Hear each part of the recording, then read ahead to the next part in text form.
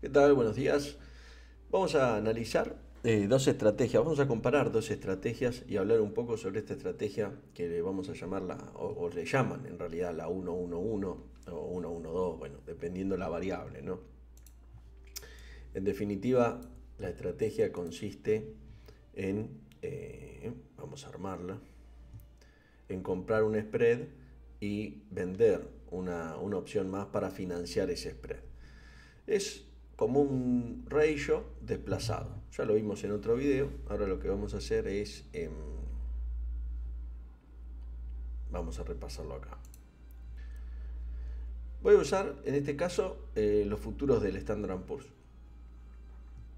Entonces voy a empezar por la estrategia, vamos a llamarle clásica, o por la idea de arrancar a 44, 45 días, 60 días al vencimiento, que es lo que generalmente, estoy mirando que esto está mal marcada las líneas, por eso me colgué. Bueno, no importa igual. Entonces, acá lo que hacemos es, vamos a buscar un delta 25. Voy a arrancar por delta 25 porque sí, básicamente, porque vamos a buscar, podría ser otro, pero vamos a arrancar por esto que es algo bastante estándar, digamos, ¿no? Y ahora vamos a ver por qué. Entonces, lo primero que hacemos en este caso, yo lo que estoy haciendo es compro un put y vendo un put, ¿no? Más abajo. Con lo cual, acá tengo 50 puntos de spread y 8,25. 8,25 es el costo de esto. Y acá lo que hacemos es vendemos un put más abajo. Vamos a venderlo en la zona de 18, de forma que nos quede un crédito de 10, más o menos. Cuando venimos acá al análisis de la estrategia, vamos a ver que, bueno, esta es la figura que nos queda, ¿no? Esta es la estrategia que estaríamos armando. Tenemos por un lado un spread y por otro lado un put descubierto que nos financia este spread de débito. Entonces, bueno, nos queda en toda esta zona, nos queda una zona de ganancia y si el precio termina en esta zona de acá, una ganancia superior. El teórico, que es algo que nos interesa incluso más, es, vamos a ver que hasta esta zona tiene una pendiente y de acá en adelante esa pendiente se va a acelerar porque se va a dar un fenómeno. Acá, a medida que crucemos este spread, nuestro apalancamiento, digamos, en cuanto a la ganancia que vamos a obtener disminuye porque en esta zona el delta de esta estrategia es igual a cero, o sea, ya no crece más, no hay más para ganar y este delta se mantiene. Y de hecho, o sea, se mantiene y sigue subiendo, ¿no? Y de hecho se va a incrementar porque el gamma va a ser cada vez más alto. O sea, en definitiva es lo que estamos viendo. ¿Por qué yo hablo de las griegas o hablo de esta manera? No es porque me guste hacerme la paja mental o hablar o complejizar lo que se ve claramente. Porque es importante entender por qué factor nosotros vamos a estar ganando más, ganando menos o perdiendo. Porque no va a ser lo mismo si se da esta situación en un futuro, si se da en un índice, si se da en una acción y si se da con una volatilidad alta o una volatilidad baja. Ahora la volatilidad es baja. Entonces, si el mercado cae, es probable que la volatilidad suba. Y si sube la volatilidad, esa pérdida que preveemos que podemos tener se puede incrementar bastante. Entonces, acá vamos a ver dos cosas. Primero, cómo se puede cubrir esta posición, cómo se defiende. Esta posición se defiende muy parecido a como tenemos un ratio, pero es más fácil, digamos, si lo queremos poner en estos términos. ¿Por qué es más fácil? Porque en un ratio el problema que tenemos es, una de las formas para defender cualquier estrategia es desarmarla, o sea, entender cómo está compuesta. Y nosotros ya lo hicimos cuando la armamos. Dijimos, bueno, esto es un spread con un put descubierto, con lo cual podemos asumir que son dos estrategias juntas. Entonces lo primero que vamos a hacer es cerrar este spread y después gestionar el put descubierto. Si tenemos un ratio hacemos lo mismo. Primero gestionamos el spread y después el put descubierto. ¿Cuál es el problema que podemos tener? Bueno, el problema que podemos tener es que en el ratio, si no tenemos la suficiente distancia, no podemos cerrar el spread porque todavía no está en ganancia y ya tenemos que gestionar el put. Entonces, cuando nos pasa esto, tenemos que ponernos un poquito más creativos. Forma de defender el spread o estos spreads yo conté más de 10, o sea, yo tengo más de 10 ahí las que uso siempre, ¿no? No uso las 10. Generalmente uso 2 o 3 dependiendo del mercado. Acá vamos a ver una, que es la más sencilla y es efectiva, ¿no? No es que por ser sencilla deja de ser efectiva. Entonces, primero cerramos, defendemos el spread. Lo que hacemos es cerramos cuando estamos en ganancia, o sea, tenemos que buscar estar en el 80%, 90% de ganancia del spread. O sea que lo cerramos en definitiva porque no tiene sentido dejarlo abierto, porque ninguna estrategia que esté ganando conviene dejarla abierta. ¿Por qué? Porque no tenemos más nada que ganar y si el mercado se nos mueve en contra podemos perder lo que ya ganamos, con lo cual no tiene sentido. Ahora, lo opuesto sucede si tenemos una estrategia perdedora, porque de la misma forma no tenemos nada más que perder, entonces ¿para qué la vamos a cerrar? Si está perdiendo, la pérdida máxima, ¿no? Si no, antes sí, antes tratamos de defender lo máximo posible y de guardar lo que todavía no perdimos. Una estrategia que ya ganó el 85% tiene un 15% para ganar. Entonces, si estamos en esta situación, cerramos y manejamos esta. ¿Por qué? Porque lo peor que nos puede pasar es empezar a manejar el put descubierto y que el mercado se nos mueva hacia arriba, de forma que el put descubierto lo gestionamos bien y acá perdemos por este spread porque no lo cerramos y ahora pasa a estar en pérdida. Ese es el peor escenario. A veces cuando uno mira el P&L del día o el P&L de las estrategias, no ve estas cuestiones. Hay que meterse y repasar la estrategia. Sobre todo cuando tiene varias patas. Y si es un punto descubierto no hay mucho que mirar. O sea, se mira el precio y listo. Pero si hay una estrategia que tiene varias patas, hay que mirar en cuáles uno puede estar cerrando y en dónde no hay más necesidad de tener esa operación abierta. Hay que mirar si no hay sintético. Bueno, hay que mirar varias cosas. A ver, no lo quiero hacer muy largo el video. Eso está bien explicado en el curso. Pero más allá de eso es importante que lo tengan ahí presente. Entonces, ¿cómo se cierra o cómo se defiende esta estrategia? Podemos decir que igual que un ratio, con la diferencia de que si tenemos algo así, tenemos más tiempo, le podemos dar más tiempo a la estrategia para que llegue, por ejemplo, a esta zona, que es el 50% de esta trampa, digamos, ¿no? Esta trampera de acá, este espacio que tenemos de ganancia máxima, para que pase el tiempo, para que baje la volatilidad y para que podamos cerrar este spread en ganancia y después gestionar este put. ¿Cómo gestionamos este put? Bueno, de la misma forma que cuando gestionamos un put, que es relativamente, digamos, más sencillo. O sea, podemos rolear el put como primera instancia en tiempo, rolearlo hacia abajo incluso. Podemos armar un spread, podemos comprar otro put acá y armar un spread si es que vemos que el mercado se cae. Podemos vender un call, entonces armamos un straddle o un strangle si vendemos un call por acá arriba. Tenemos diferentes formas. ¿De qué va a depender? Primero del diagnóstico del mercado, es decir, ¿qué está pasando en el mercado? Volatilidad alta, volatilidad baja. Y si tenemos algún tipo de indicador, no sé, por ejemplo, las bandas de Bollinger o qué estamos viendo nosotros en el mercado. Y después, ¿qué creemos que va a pasar? En cuanto a precio y en cuanto a volatilidad. Y eso nos va a definir directamente qué tenemos que hacer, si tenemos que comprar o vender. Si la volatilidad está muy baja como está ahora, nos va a convenir seguramente hacer alguna estrategia en donde compremos algunas opciones. Ahora, si cayó el mercado, el movimiento se exageró, por ejemplo, fueron 3 días de caída, no sé, estoy poniendo cualquier cosa, ¿no? Del 1%, que es bastante en el índice. 3 días seguidos, la volatilidad subió por las nubes, bueno, por ahí vendemos un call alejado, porque entendemos que el mercado puede rebotar, pero los calls van a valer más caros si la volatilidad está alta. Bueno, eso hay que verlo, hay que ver el skew de volatilidad, o sea, hay que ver varias cosas, si no sería muy sencillo y no me va a alcanzar el video. Entonces, no es sencillo, pero sí hay métodos para hacerlo bien, digamos. Entonces, esa es la defensa del put. Entonces, esta estrategia se defiende o se puede defender así, es la forma más simple, digamos, cerrando este spread y defendiendo esta.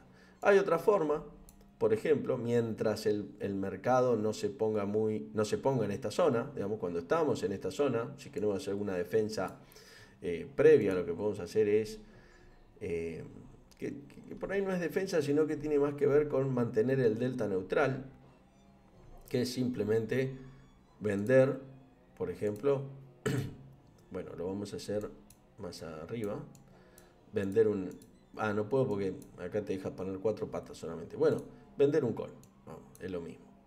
Vender un call, lo que nos genera acá tenemos un delta de 0,7 y si nosotros, bueno, imaginemos que el precio cae, ¿no? Entonces nosotros en vez de 0,7 vamos a estar, no sé, en 0,10, 0,20, lo que fuere.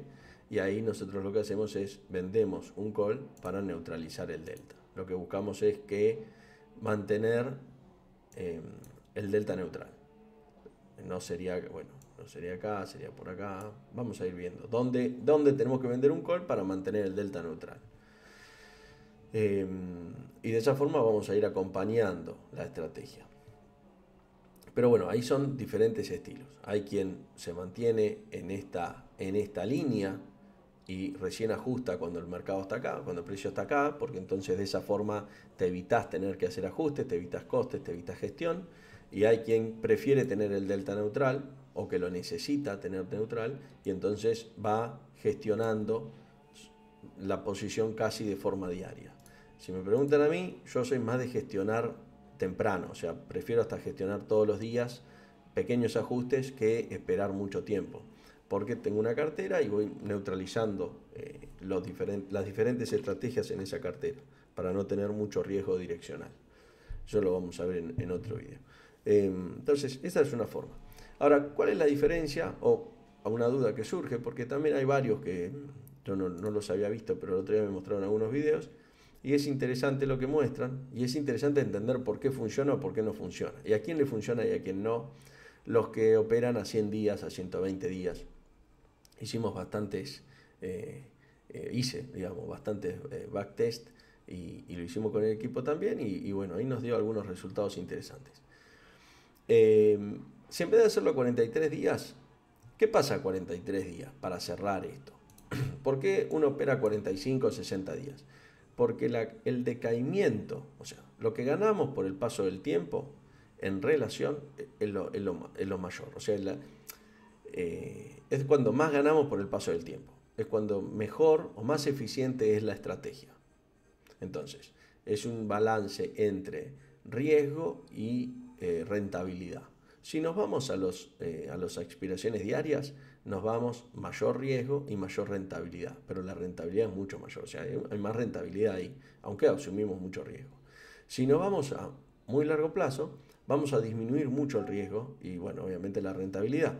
Si nos vamos a 45 días es donde está más moderada las dos cosas, es más eficiente la estrategia. Por un lado podemos defender porque tenemos tiempo y por otro lado tenemos un buen retorno sobre interés, o sea, sobre el capital utilizado, sobre el buying power que utilizamos.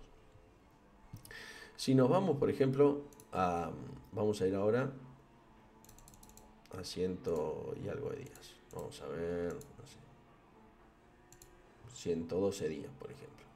Y vamos a emular la misma estrategia, que vamos a 25 deltas,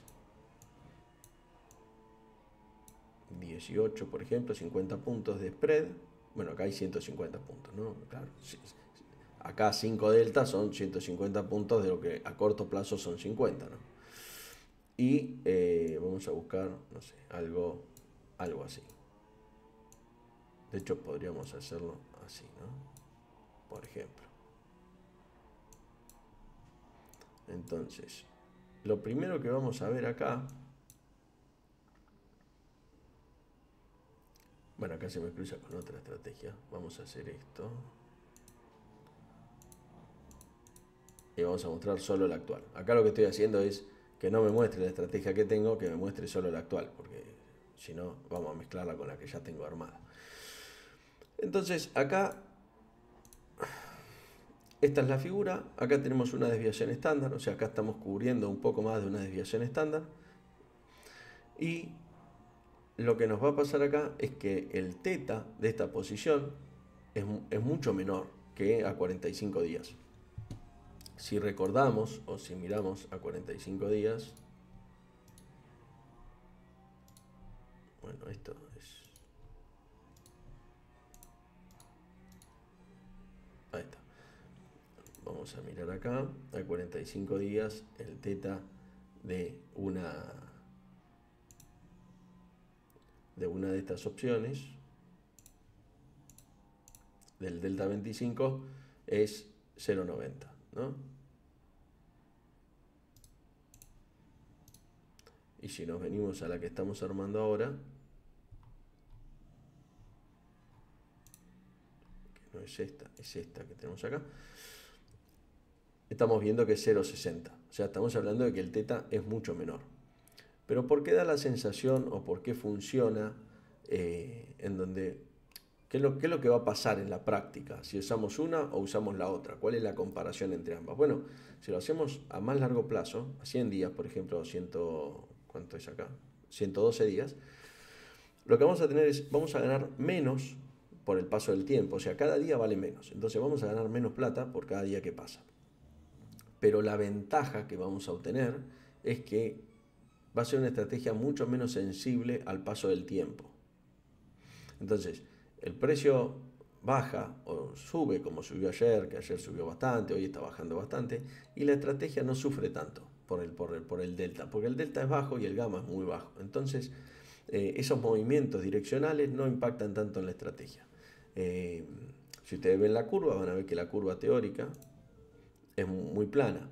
Tiene que ver esencialmente con el gamma, o sea, bueno, con el delta, pero el delta responde a la aceleración que tiene el gamma, que es el riesgo de las opciones, ¿no? Cuando tenemos un teta más alto, el gamma es más alto, o sea, es una balanza.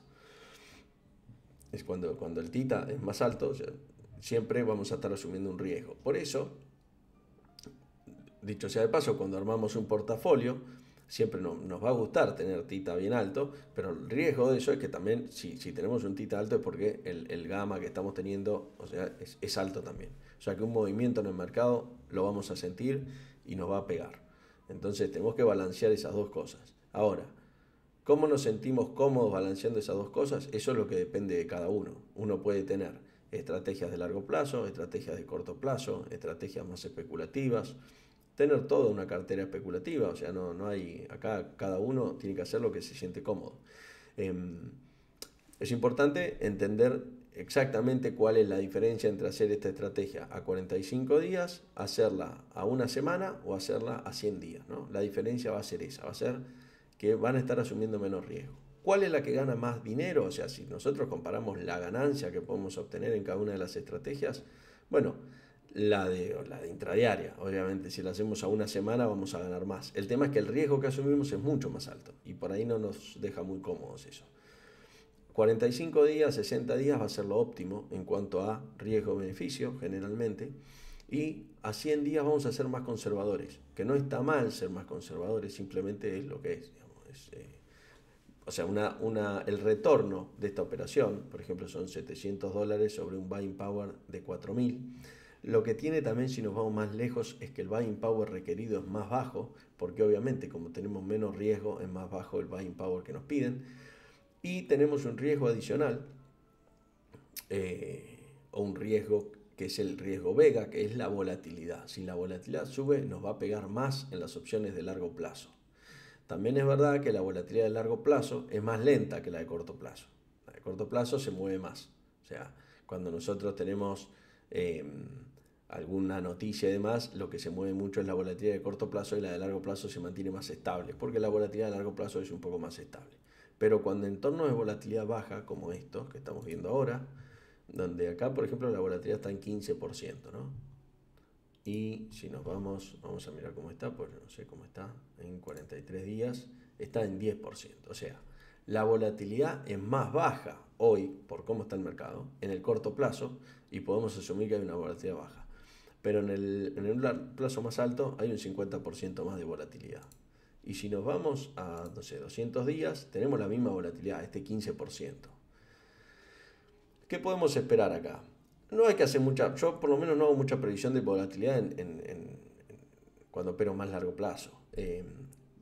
Si todo se mantiene constante, lo que tenemos que esperar es que esta volatilidad a los 100 días de 15 puntos baje a 10, con lo cual ganaríamos 5 puntos más adicionales, que es como que tener más días. Volatilidad y tita y vega son fungibles, o sea, uno o el otro. Con lo cual, eso nos serviría hoy en esta situación. Y si la volatilidad sube, ¿qué sucede? Bueno, vamos a perder plata, básicamente. Y ahí nos va a pegar más que el paso del tiempo. O sea, perdón, más que la dirección del precio. Digamos. La volatilidad nos va a pegar más que la dirección del precio. Por eso es importante, si nosotros estamos operando opciones de largo plazo, 100 días, 150 días, lo que fuere, utilizar generalmente menos buying power que si operamos opciones de corto plazo, porque es posible que en cuanto suba la volatilidad nos pidan más margen y no queremos tener que cerrar una operación por pedido de margen. O sea, nadie es el peor de los mundos. Tener una operación que sabemos que va a funcionar bien o que creemos que va a funcionar bien y que la tenemos que cerrar por un requerimiento de margen o porque el margen se fue de los parámetros que nosotros queremos para nuestro portafolio. Entonces, hay que dejar más buying power. ¿Cuánto se puede utilizar? Y bueno, por ahí si operamos opciones de largo plazo, vamos a utilizar un buying power entre el 30 y el 50% de la cuenta. Yo diría más cercano al 30 si son opciones de largo plazo. Si son opciones de más corto plazo, se puede llegar más cercano al 50. Y si además, bueno, la volatilidad está alta, uno podría ser un poco más agresivo. Eso depende de la agresividad del trader, ¿no? O sea, lo que uno intenta con estas métricas, siempre, o lo que uno define, que es un poco, son reglas que no hay que romper, es que ningún error te lleve a quebrar la cuenta, o sea, te lleve a fundir la cuenta, es eso. Y después, bueno, dentro de lo que es, primero evitar eso y después maximizar el retorno del capital, ¿no? No excederse o no pasarse de conservadores, porque bueno, también el retorno empieza a ser más bajo y no tiene mucho sentido entonces operar estos instrumentos y vamos a tener un retorno muy bajo en cuanto a la inversión. Pero todas estas estrategias funcionan. Eh, Hay una ventaja de cuando nos vamos hacia los extremos. Por ejemplo, a ver si lo puedo mostrar acá. Por ejemplo, acá hoy no mostré esta plataforma por el hecho de que me cuesta definir los deltas, los tengo que estar medio adivinando. Siempre que nos vayamos a mayor largo plazo, por ejemplo, vamos a usar acá diciembre y nos vamos a ir a octubre, que es lo que estábamos viendo recién, ¿no?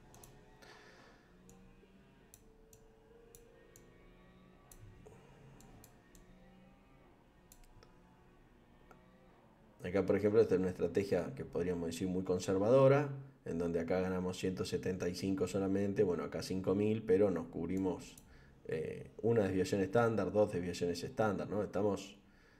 La probabilidad de éxito es arriba del 99%. Entonces, esto es exageradamente conservador, me parece.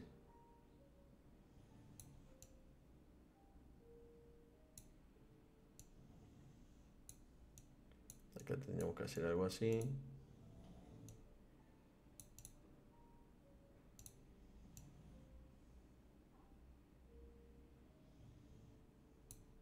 Bueno, algo así puede andar. Ustedes ven, digamos, esta campana, digamos, esta distribución normal que tenemos acá, ¿no? Acá atrás, en celeste. Bueno, en definitiva, esto lo que intenta mostrarnos es la distribución normal del precio, ¿no? De cómo se mueve el precio. Es lo que hablamos siempre cuando hablamos de probabilidad de éxito, etcétera, etcétera. Estamos hablando de esto. Cuando nosotros nos alejamos hacia las colas de la distribución y nos alejamos en tiempo, bueno, lo que estamos haciendo en definitiva es capturando esa prima de varianza, llamándolo técnicamente, que es la diferencia entre lo que el mercado entiende o lo que el mercado estima que se puede mover el precio y que realmente se termina moviendo siempre, que ahí es donde hay una prima, que es como en los seguros, ¿no? Cuando hablamos de los seguros, no sé, de granizo o los seguros de choque o de robo, bueno, el del seguro siempre estima que va a haber una cantidad de robos y te cobra un poco más, porque obviamente ahí tiene que estar su ganancia y esa es la prima de riesgo para esas distorsiones o esos, digamos, fenómenos en donde hay más robos o más granizo o más lluvia o lo que sea. Las compañías de seguro funcionan igual y el que vende prima de opciones funciona igual, o sea, es el mismo patrón, el mismo concepto de prima de varianza. O sea, decir, bueno, yo estimo que el mercado se mueve una de cada 5 veces, no sé, por decir algo acá estamos hablando más de 5 de cada 20, una de cada 20, y bueno, voy a cotizar una de cada 10, ¿no? Entonces ahí es donde tenemos la ganancia. Por eso, cuando operamos de esta manera, necesitamos o nos conviene operar de forma tal que la ventaja matemática esté de nuestro lado. Y para eso necesitamos operar, hacer operaciones chicas, que cuando me refiero a operaciones chicas hay muchos estilos. Hay quien opera mucho y gana poco, y hay quien opera un poco más, digamos, opera menos, hace menos operaciones y gana más. Pero lo que sí vamos a estar todos de acuerdo en que lo que necesitamos es que la estadística funcione a nuestro favor. Y para eso lo que necesitamos es no fundirnos en una, ni en dos, ni en 10 operaciones. Por eso está la regla esta del 2%, o bueno, hay diferentes reglas, pero la del 2% es como una bastante estándar, ¿no? Es decir, bueno, no voy a perder más del 2% de la cuenta en ningún trade, pase lo que pase. Una vez que eso está definido, entro a qué estrategias hago. Una vez que tengo estrategias definidas, bueno, ¿cómo las defiendo? Pero siempre manteniendo la regla principal, que es el 2%. Y si no es el 2, será el 3. Pero es importante que sea un número fijo y que cuando pasa eso, esa es la llave térmica. Ahí es. Ese número significa que te equivocaste, que hiciste algo mal y que listo, cerraste la operación. O sea, que no vas a hacer que esa operación se transforme en una operación que te sacuda, no sé, 20% o 30% de la cuenta.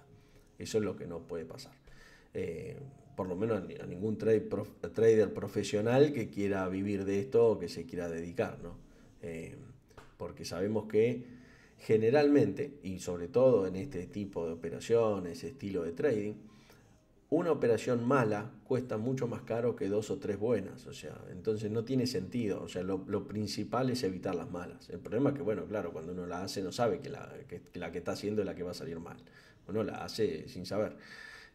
Pero bueno, en cuanto te das cuenta, que estás cometiendo errores, bueno, tenés que salir, o sea, no te tenés que casar con la idea, con la operación. Así que bueno, espero que les haya servido, les mando un saludo y nos vemos en el próximo video.